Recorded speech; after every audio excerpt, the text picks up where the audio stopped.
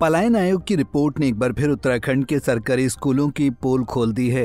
खासकर पर्वतीय जिलों में हालात इतने खराब हैं कि कई स्कूल सिर्फ 1 या 2 शिक्षकों के भरोसे चल रहे हैं। कहीं बच्चे हैं तो शिक्षक नहीं और कहीं भवन हैं तो पढ़ाई नहीं। ऐसी शिक्षा व्यवस्था बच्चों के भविष्य के साथ खिलवाड़ है और यही वजह है कि लोग पहाड़ों से पलायन को मजबूर हो रहे हैं। शिक्षा की बुनियादी अगर कमजोर हो तो विकास की इमारत कैसे खड़ी होगी? कि पहले तो मैं स्पष्ट कर दूं कि ये जो पलायन आयोग की रिपोर्ट आई है शायद पिछले कुछ समय पहले की होगी। हमने लेटेस्ट इसमें जो है आंकड़े सभी जनपदों से वीसी करके मंगाए थे।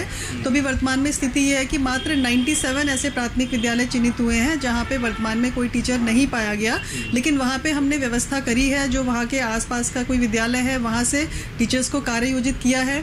और यही नहीं, इस वित्तीय वर्ष की बात करें हम अगर जो 24-25 वित्तीय वर्ष था तो इसमें बहुत ही रिकॉर्ड लेवल पे जो है हमारे रिक्रूटमेंट हुआ है। लगभग 2900 प्राथमिक शिक्षकों के पदों की विज्ञप्ति निकाली गई थी, जिसके सापेक्ष 2300 पद जो है ऑलरेडी भर गए हैं और बाकी पदों के लिए भी 5वें स्तर की काउंसलिंग हो गई है। तो लगभग हमारे प्राथमिक शिक्षकों के जो पद हैं वो सैचुरेट हो गए हैं जनपदों में। और अब वो स्थिति नहीं है, जो स्थिति बताई गई है वो शायद कुछ वर्ष पूर्व की रही होगी, लेकिन अब काफ़ी हद तक सुधार आया है। और अभी हम ये भी प्रयास कर रहे हैं कि जो हमारे आगामी स्थानांतरण सत्र होगा जो है उसमें भी जो इस तरह के विद्यालय हैं वहाँ पे 100% पोस्टिंग की जाए।